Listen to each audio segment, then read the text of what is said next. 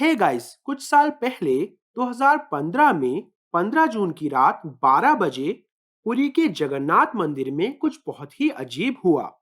इस घटना ने इतिहासकारों को ध्यान देने और यह देखने पर मजबूर कर दिया कि इस छोटे से शहर में क्या चल रहा है। मंदिर क्षेत्र में ही नहीं, पूरे पुरी शहर में ही बिजली गुल हो गई। क्यों?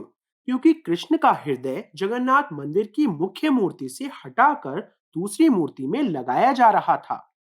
नहीं, मेरा मतलब कृष्ण के हृदय से आध्यात्मिक या रहस्यमय तरीके से नहीं है। मेरा मतलब शारीरिक रूप से है। कृष्ण का वास्तविक हृदय वहां संरक्षित है। लेकिन 5000 साल तक दिल को मूल स्थिति में कैसे रखा जा सकता है? क्योंकि यह एक बहुत ही उन्नत प्राचीन उपकरण है। यह मांस और मांसपेशियों से नहीं बना है, और लोग कहते हैं कि यह शक्ति उत्पन्न कर सकता है। प्रकाश के संपर्क में आने पर यह कंपन करना शुरू कर देता है। ना कि केवल सूर्य के प्रकाश, किसी भी प्रकार के प्रकाश के संपर्क में। इसी कारण बिजली बंद कर दी गई। जिन लोगों ने इस दिल को छुआ, उन्हें मोटे भारी दस्ताने पहनने पड़े, और उन्हें यह सुनिश्चित करने के लिए आंखों पर पट्टी भी बांधनी पड़ी कि वे इसे ना देखें। बेशक यह सब अजीब लगता है, लेकिन यह सच है। और हम बहुत उन्नत प्राचीन तकनीक के प्रमाण देख रहे हैं। सबसे पहले कृष्ण की मृत्यु पर एक नजर डालते हैं, जो अपने आप में एक रहस्य है। आज बहुत से लोग कृष्ण की मृत्यु के बारे में नहीं जानते हैं, लेकिन प्राचीन स्रोत स्पष्ट रूप से उनकी मृत्यु दर्ज करते हैं। लगभग 3102 ईसा पूर्व, लगभग 5000 साल पहले, कृष्ण को एक जंगल में एक शिकारी ने मार डाला था। यह एक दुर्घटना थी, क्योंकि शिकारी एक हिरण को मारने की कोशिश कर रहा था। कृष्ण की मृत्यु हो गई और उनके शरीर का दाह संस्कार कर दिया गया। इसे विधि पूर्वक जलाया गया। लेकिन भले ही कृष्ण का शरीर जल गया था, उनका दिल बिल्कुल नहीं जला। यह बिना किसी क्षति के ठोस धातु की गांठ जैसा लग रहा था। शिकारी ने जब इसे उठाया तो इसमें कंपन होने लगा। यह मांस और रक्त से नहीं बना था। यह एक अजीब कृत्रिम सामग्री से बना था, और मुझे संदेह है कि यह किसी प्रकार का विद्युत उपकरण है। इसके बारे में सोचिए, आधुनिक पेसमेकर, कृत्रिम हृदय, ये सभी मूल रूप से विद्युत उपकरण हैं। याद रखें, कृष्ण इंसान नहीं थे, वे अलौकिक थे। वे एक भगवान थे। उनके समय में प्राचीन तकनीक के स्पष्ट प्रमाण हैं। वे बिजली का उपयोग कर रहे थे, वे बैटरी का उपयोग कर रहे थे, जिसे मैंने पहले ही एक वीडियो में प्रदर्शित किया है। वे आनुवांशिक संशोधन करने में सक्षम थे। और कृष्ण के अपने भाई बलराम एक टेस्ट ट्यूब बेबी थे। यह प्राचीन भारतीय ग्रंथों में स्पष्ट रूप से दर्ज है। तो शिकारी ने इस दिल को फिर से जलाने की कोशिश की, लेकिन दिल को जलाना नामुमकिन था, और यह एक अजीब सी कंपन ध्वनि का उत्सर्जन करने लगा। तो शिकारी को एहसास हुआ कि यह कोई विशेष उपकरण है। इसलिए उसने इस दिल को लिया और इसे बेचने की कोशिश की, क्योंकि यह बहुत अजीब लग रहा था। इसलिए उसने पूरे भारत की यात्रा की, लेकिन किसी ने उसे छुआ तक नहीं। और अंत में उसने हार मान ली और उसे एक लकड़ी के तख्ते पर रखकर नदी में छोड़ दिया, और इसे प्राचीन शहर पुरी में उठाया गया था। जब पुरी के राजा को पता चला कि यह कृष्ण का दिल है, तो उन्होंने एक मूर्ति बनाने का फैसला किया और इस दिल को इस मूर्ति के अंदर रख दिया। यह मूर्ति पुरी मंदिर में जगन्नाथ की मूर्ति है। मूर्ति के अंदर कृष्ण का हृदय अभी भी है। इस हृदय को ब्रह्म पदार्थ या दिव्य पदार्थ कहा जाता है, जिसका अर्थ है दैवीय सामग्री। लेकिन अजीब हिस्सा यहाँ है। हिंदू मंदिरों में लगभग सभी मूर्तियां धातु या पत्थर से बनी होती हैं, लेकिन यह मूर्ति लकड़ी की बनी होती है। आप जानते हैं कि क्यों? क्योंकि ऐसा कहा जाता है कि कृष्ण का हृदय आपको बिजली का झटका दे सकता है। यह आज भी बिजली के झटके देता है। और यही कारण है कि जगन्नाथ की मूर्ति धातु या पत्थर से नहीं बनी है, क्योंकि धातुओं और अधिकांश पत्थरों में उच्च चालकता होती है, लेकिन लकड़ी बिजली की कुचालक होती है। मूर्ति अपने आप में अविश्वसनीय रूप से अजीब लगती है। यह हिंदू देवताओं की अधिकांश अन्य मूर्तियों से बहुत अलग है। इसमें बहुत कम अन्य विशेषताओं के साथ ये विशाल आईबॉल्स हैं और यह एक विशाल मूर्ति है, ठीक है। और जगन्नाथ का अर्थ है ब्रह्मांड का स्वामी। लकड़ी की मूर्ति के अंदर बीच में मुट्ठी के आकार का कक्ष होता है जिसमें हृदय होता है।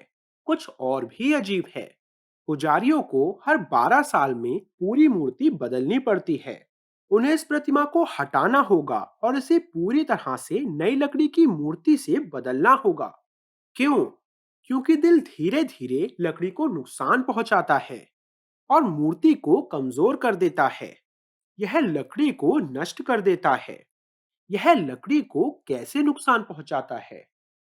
लगभग 50 साल पहले कहा जाता है कि एक व्यक्ति ने वास्तव में इस दिल को देखा था और उसने बताया कि यह एक चांदी के तरल का रिसाव कर रहा था। यही वजह है कि प्रतिमाएं क्षतिग्रस्त हो जाती हैं और हर 12 साल में इसे बदलना पड़ता है। हम केवल यह मान सकते हैं कि डिवाइस में पारा या पारा सेल या ऐसा कुछ है। उन्होंने दावा किया कि प्रकाश के संपर्क में आने पर हृदय वास्तव में चक्र की तरह घूमने लगा और इसने जोर से कंपन किया। उन्होंने कहा कि यह अष्टधातु नामक मिश्र धातु से बना है। अष्टधातु 8 अलग अलग धातुओं से बनी एक मिश्रित धातु है। इस खबर के फैलने के बाद एक नया नियम बनाया गया कि जब इस दिल को संभाला जा रहा हो तो सभी की आंखों पर पट्टी बंधी होनी चाहिए ताकि कोई भी इसकी विशेषताओं को जनता के सामने प्रकट ना कर सके। आयरन मैन के आर्क रिएक्टर से इसकी समानता के कारण चश्मदीद गवाह का विवरण कितना दिलचस्प है। आयरन मैन और कृष्ण दोनों की छाती पर यह उपकरण है। घूमने वाली चीजों के साथ दोनों गोलाकार दिखते हैं। दोनों बिजली पैदा करते दिख रहे हैं। मुझे पता है कि आप सोच सकते हैं कि आर्क रिएक्टर पूरी तरह से काल्पनिक है, लेकिन MIT एक कॉम्पैक्ट फ्यूजन रिएक्टर का निर्माण कर रहा है और यह रिएक्टर का कंप्यूटराइज्ड मॉडल है। ऊपर से देखने पर यह चक्र या आर्क रिएक्टर की तरह दिखता है, लेकिन सामने से देखने पर यह कुछ हद तक दिल जैसा लगता है। इसमें कई कक्ष होते हैं, ट्यूबिंग जैसे वॉल्व होते हैं। वैज्ञानिक जानते हैं कि यह पोर्टेबल परमाणु मशीन भविष्य है। सवाल यह है कि क्या यह अतीत भी था? ठीक है, मंदिर के अधिकारी आधिकारिक तौर पर इस बात से सहमत हैं कि वे इसे संभालने के लिए दस्ताने का इस्तेमाल करते हैं। वे मानते हैं कि यह उपकरण कोई आध्यात्मिक या दार्शनिक चीज नहीं है। यह एक वास्तविक भौतिक चीज है जिसे पुरानी मूर्ति से हटाकर नई मूर्ति के कक्ष के अंदर रखा जाना चाहिए। उन्हें बिजली बंद करनी होगी और सभी लाइटें बंद करनी होंगी और इसे सक्रिय होने से रोकने के लिए पूर्ण अंधेरे में स्थानांतरण करना होगा। इसका मतलब है कि यह उपकरण प्रकाश द्वारा संचालित है। मुझे पता है कि हम हमेशा सौर ऊर्जा के बारे में सोचते हैं, लेकिन वास्तव में यह तकनीक दूर नहीं है जहां हम किसी भी प्रकाश स्रोत से बिजली का दोहन कर सकते हैं। हमारे पास यह तकनीक पहले से ही शुरुआती चरणों में है और यही कारण है कि पूरी जगह को बंद करना पड़ता है, क्योंकि अगर कोई रोशनी होती है तो इस उपकरण के सक्रिय होने का खतरा होता है। यह क्या है? हम नहीं जानते। यह निश्चित रूप से किसी प्रकार का रोटर तंत्र, टरबाइन, जनरेटर, कुछ ऐसा ही है। हम जानते हैं कि भगवान कृष्ण रोटर तंत्र के स्वामी थे, ठीक है। उन्होंने चक्र नामक एक हथियार का इस्तेमाल किया और यह एक बहुत ही उन्नत उपकरण है। मंदिरों में संरक्षित मॉडल है जो काफी प्राचीन है। यह प्रारंभिक मॉडल 11वीं सदी का है और यह 1000 साल पुराना है। देखें कि यह कितना जटिल है।